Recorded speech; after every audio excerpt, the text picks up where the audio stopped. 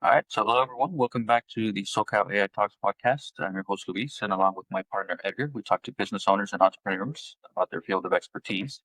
Today, we are talking with Daniel Shaw, owner of Living Yoga and Mindful Dining. Daniel, thank you for taking the time. How are you today?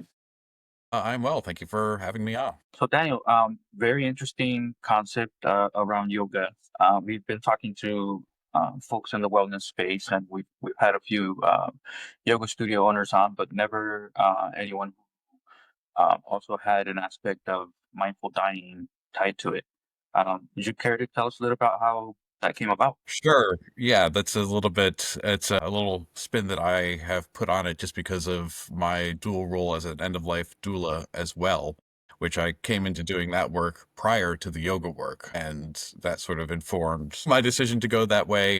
Like the whole concept of a mindful dying is just being fully present, fully aware as you make that final transition. Yoga is complementary to that, sort of the skills that you learn on a yoga mat, particularly mindfulness, which I preach a lot about, can help with that. And it's not like, this is not something that everybody necessarily wants to do or is even aware of as a means of transitioning, but something that I personally like to work towards and help people wherever it's possible. So I get more details about that. Like the end of life doula thing arose out of my own sort of trauma as a child. Like I lost my mother shortly before graduating from high school, did not have the support that I needed to get through that, and kind of was able to push it down for a lot, actually for many years before it sort of started bubbling back up and manifesting as a variety of sort of like mental health issues ultimately. And as I started to heal, I came across the fact that there are such things as end of life doulas. And I thought, well, that would have been great to have had when I was needing that sort of support. So I got involved, became trained in that, went to the University of Vermont. They offer an excellent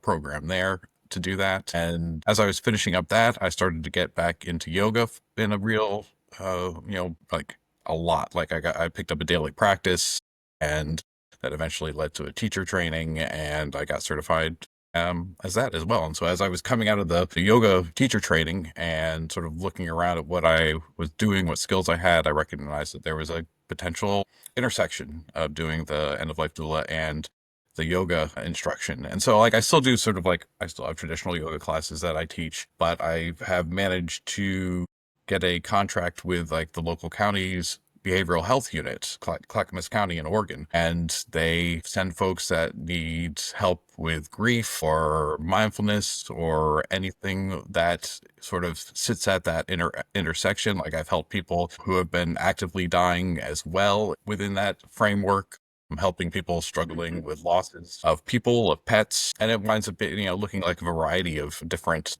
modalities ultimately. Like I can be doing private yoga lessons with somebody if that makes the most sense. I can do stuff that looks very similar to therapy also, if that's what's called for, again with a definite mindfulness push. um Yeah. yeah, so that's, and I do, like I said, I do some yoga classes outside of the home, but I do a lot of the stuff at basically a home studio slash office space that I have here. Very cool. What do you like? What your as far as your clients go? What do your clients usually come to you for, and like what kind of transformation do they typically experience when they come to you? Typically most of the folks that are come to me, and it's usually some sort of grief related issue that they're struggling with. And ultimately, I'm very sort of tools and practical exercise based in sort of what I offer them, whether it's, getting on the mat or more specific like mindfulness meditations or just providing space for them to work through whatever grief they have to work through. Ultimately, the transformations that I'm hoping to allow them to find within themselves are sort of building tools for them to navigate their lives. Like, obviously they might come in specifically for grief, and some of the stuff that we'll work on will be to specifically address them. But the tools that I provide them with can be used for things beyond just, whatever grief or immediate trauma that they happen to be working through. Like there are life skills that you can apply like everywhere just to enhance the overall quality of your life. Yeah, maybe handle stress better, right? Uh, Yeah, absolutely. Yeah, like I so, said, what there's is tons. your Oh, sorry. Oh, Yeah, no, no, go what is your ahead. what is your age range as far as your clientele goes? Um, I do have a couple of like it spans. Like I've got I've worked with a handful of teenagers, and I've got folks that are 80 also. So I imagine most of the folks I'm working with are, I guess, middle age probably. Like there, I guess there is kind of a bell curve with the mean right around the 40, 45, but there's definitely folks at the tail of that distribution on the teenage side and on the older side. No, for your services, so do people come to you for one or the other, or or is it a thing where it complements each other? And It complements. Like some come specifically for the yoga, and like I said, I do offer just just straight yoga classes also and stuff like that. Most folks, if they're coming, it is they do want some sort of combination thereof, and they understand sort of like I'm very clear about what I'm offering, what I'm doing, and my sort of expectations as far as like I am going to be offering you skills and teaching you skills, and like I or I'm not going to yeah, force you to do any of these things, but we will practice them. I will teach you how to do them, and if you choose to apply them, you will start to see differences in your life. And it's one of those things where like I like to sort of reinforce that like anytime you do some sort of mindfulness practice, it counts. It moves you forward along that path. It makes it a little bit more accessible the next time you really need it. Because we get on the yoga mat and people would show up there specifically to get stronger or more flexible or whatnot. But ultimately, it winds up being like a moving meditation practice for an hour or 75 minutes or whatever however long it is. And if you do show up to that consistently, like you will start to see benefits from increased mindfulness off the mat, which is really what you're going for. I mean, ultimately, yoga, in the West here, it's sort of been divorced from its original, what it originally was set up for back in India, a couple thousand years ago, which was basically the sort of the asana, the postures that we think of as yoga in the West is one of 8 limbs, all designed to sort of help you achieve union with your higher power. uh, Very interesting. So, talk to us a little bit about your operations, Daniel. Like, it sounds since you have different offerings and you are operating at different spaces, how do you manage your clients? Do you have a CRM tool?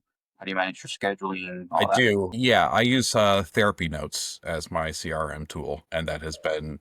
Now, I picked that up specifically when I knew I was going to get the contract with Clackamas County a couple of years ago, just to make sure it's make it as HIPAA seamless on my compliant. end. Like because they like every time I see one of their clients, I have to like do up progress notes and send it off to them so that to whoever referred that person to me, so they can see what I'm doing with them and make sure that we're you know coordinated and working in a complementary manner.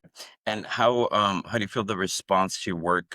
How has the response to your work evolved as more people seeking meaning and presence in transition?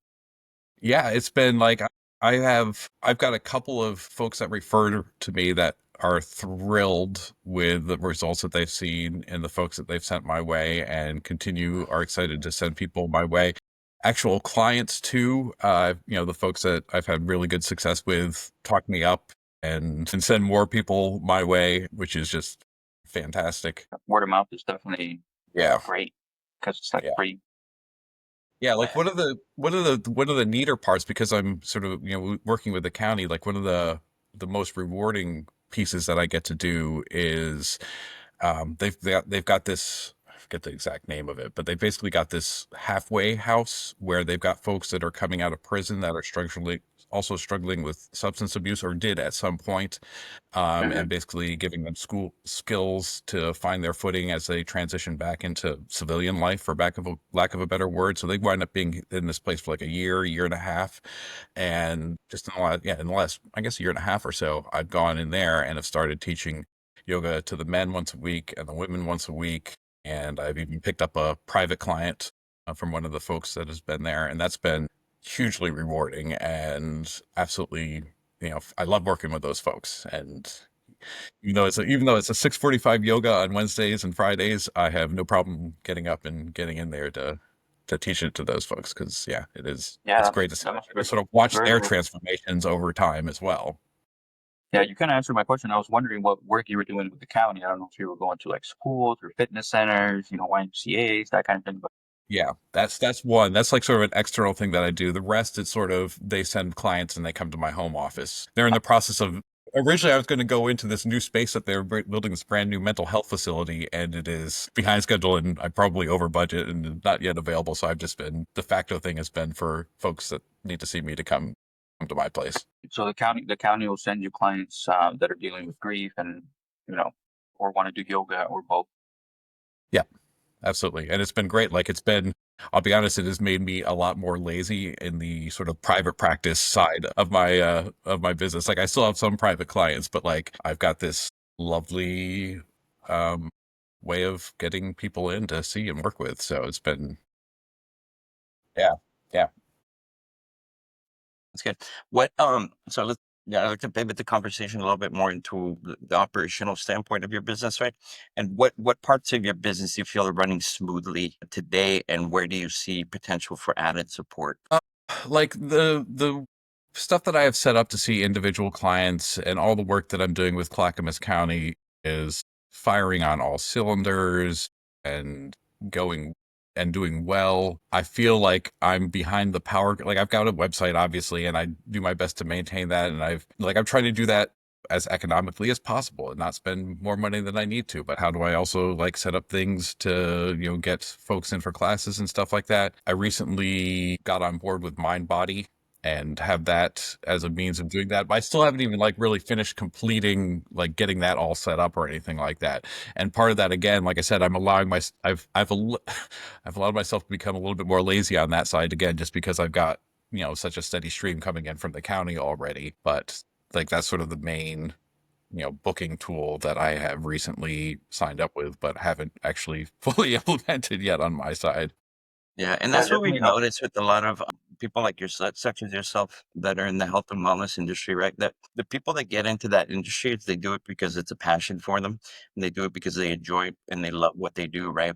And a lot of times, the operational aspect of it, or the administrative parts of it, or the stuff that they kind of struggle with, or not necessarily struggle with, but it's obviously not the fun part of it, right? But Yeah. we have seen more like heart centered entrepreneurs exploring lightweight AI tools for or like organizing content, managing communications, or creating guided materials. Have you come across anything like that yourself, or is that something that you have considered? Not for that side of the business, although I am very much aware of AI and a fan and do use it in the work I do, but not for what you're describing. I use it more with when I'm sitting with clients and to help feed my CRM with the notes and everything that I need to do. I specifically bought a tablet with a little pen. So when I'm sitting in a session with somebody, I'm scribbling away notes on that. And I've got the format that the therapy notes CRM likes for its notes. And so at the end of that, I take all the notes that I have and the format that I want, and I give it to the AI, and it gives me back, it basically formats it all so I can just copy paste into my CRM. And that alone has saved me That's awesome. a ton of time in terms of just managing sort of the paperwork side of what I have to do again. And that's, come up specifically because of the, the contract with the county and the sort of feedback that I need to provide them on a regular basis. But that is like getting that tablet and setting up that system of tracking all my progress notes has been huge. Like, and that is like the time that has saved me. Like this tablet has paid for itself many times over. In that regard.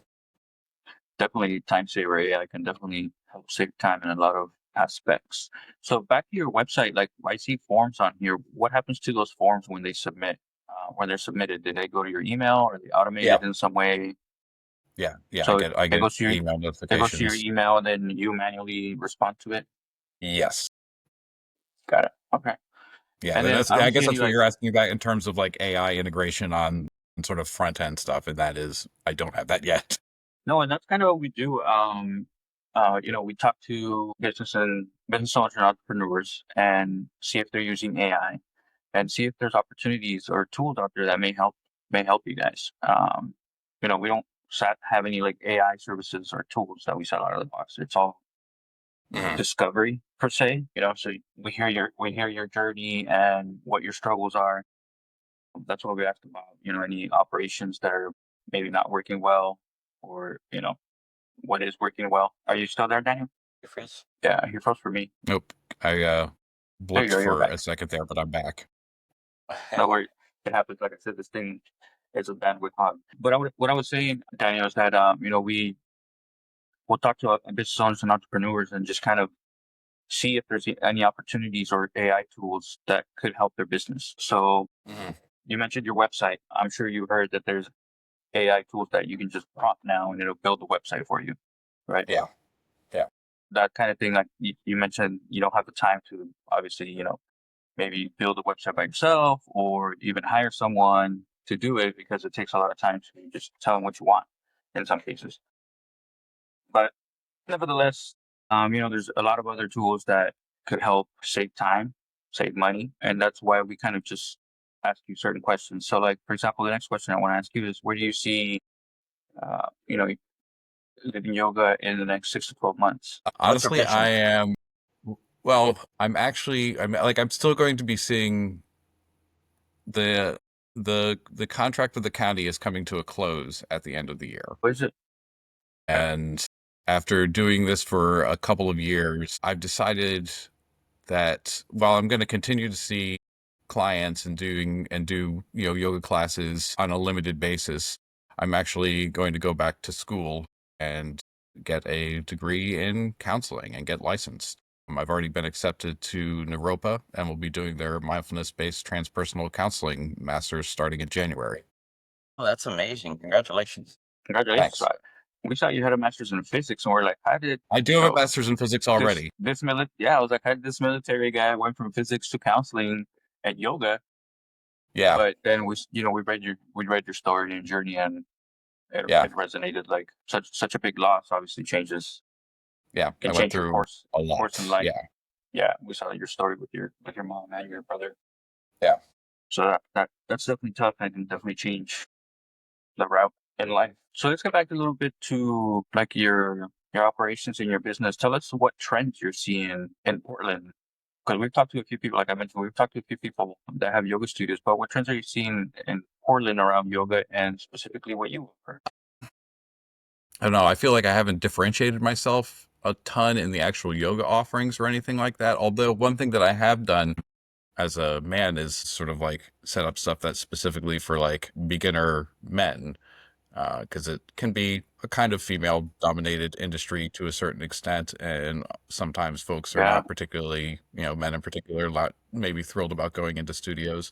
So I've got a couple of clients that I work with and and a specific sort of like men's class that I do and everything like that. As far as like in Portland specifically, I would say the market is saturated. There's a lot of yoga in and around Portland, which is fine. It's wonderful, but it keeps prices down or like salaries down and stuff like that. Like I was working with a yoga studio for a while, and it just didn't become. It was not economically viable. Like I was not earning enough money there compared to where I had, seeing individual clients and even other places where I'm teaching yoga out of the house. Like I've got like one place I get to teach at is Reed College, which is fantastic, and like I love the people there and get paid a decent amount for teaching a yoga class there, which is fantastic. But I know that it's not, like I said, I know it's not just that one yoga studio. I know that in general, it's tough to like earn a living just teaching yoga in Portland, just because there's so much of it in it, and the price for a yoga teacher is depressed as a result of it. And some of it is like, and we talked about this in like yoga teacher training, sort of not, so we as yoga teachers also have to sort of like respect ourselves enough to say, no, I will, like, this is my minimum, what I am worth basically. And if you're not willing to pay it, then I will go elsewhere. But obviously it requires a lot of the yoga teachers to do that, to actually maintain that. But like I basically did that with the studio that I was with for a while, because like I said, it was not would you say economically viable. would you say that impacted your decision to go back to school and get your counselor degree, or A was it little more bit like you got too. accepted? Yeah, I mean, part of or that is is it that just too, more you're because leaning towards that aspect of your career, like you enjoy counseling? yeah, like I'm kind of doing that already to a certain extent, just because of what I've set up for myself. And while I can While I can and do get private clients, it would be fantastic to be able to take insurance. I could like really open up the number of folks that I'm able to serve in that regard. So that's sort of like the principal thing. Like I sort of see what I'm doing. I understand what I'll be training on at Naropa, and there's a lot of overlap there. But I'm sure that there's tons that I don't know still, like in this space, that I will learn while I'm there. But ultimately, like one of the main goals is that is just to get licensed so that I can effectively do what I'm doing more freely and have the option of getting paid a little bit more easily by folks with insurance and whatnot. Yeah, definitely a smart move. Yeah, definitely.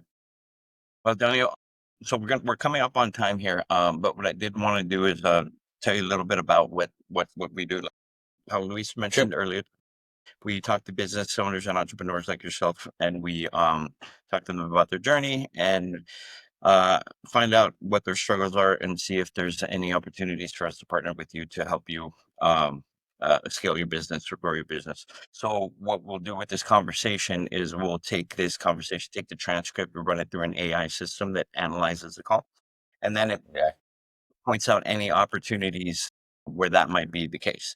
Now you're going back to school, but there still may be some opportunities there for you to scale that and grow that. Yeah. Yeah, and Automate like some I stuff. said, I'm going to continue to see a small number of clients and teach some yoga classes and everything, but it's definitely going to be significantly ramped down from what I'm doing right now. But I Yeah, imagine that like the company itself will continue on through that period and will continue on after I get, yeah, complete that yeah, and that's next great. phase of schooling and stuff like that. And I will just return to that with a couple more letters behind my name. Yeah, Yeah, yeah. exactly. That's awesome.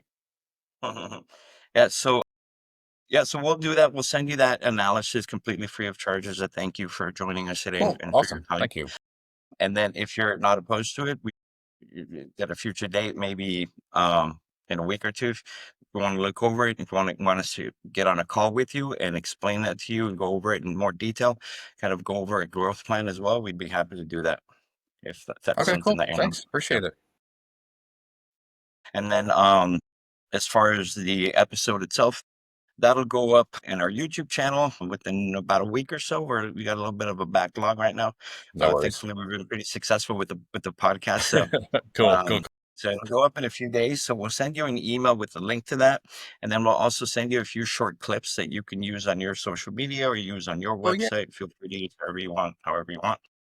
And yeah, so keep a lookout for that. And Awesome. before we let you go, we want to give you an opportunity to let our audience know how they can get a hold of you, where they can reach out to you. Yeah, if there's anybody that needs your services, so feel free to. Yeah, I guess the easiest thing is to just go to livingyogamindfuldying.com and there's contact stuff there that you can reach out to me that way. Yeah. And actually, I mean, my email's on there, but my email is daniel@danielpshaw.com too, if you just want to email me directly. But going to the website or email is a good way to reach out to me. So thank you. I look forward to hearing And from there's a you. phone number. Oh yeah, my phone number is on there too, isn't it? I might as well just say it since it's public domain already Yeah, anyway. you're pretty brave Or putting the. it's 540-446-9999. That's actually a great number. Yes, it is a Virginia number from years and Mm, years ago, but I refuse to give it up because of the last four. So yeah, I've been through many area codes since then, but I'm happy with that phone number. awesome. All right, Danny. Well, thank you again for your time, and it was great to meet you and hear your story. Likewise. Yeah, thank you Yeah, so thank much you so for much, having man. me. Yeah, have a great rest of your day. All I right. look forward to talking to you again soon.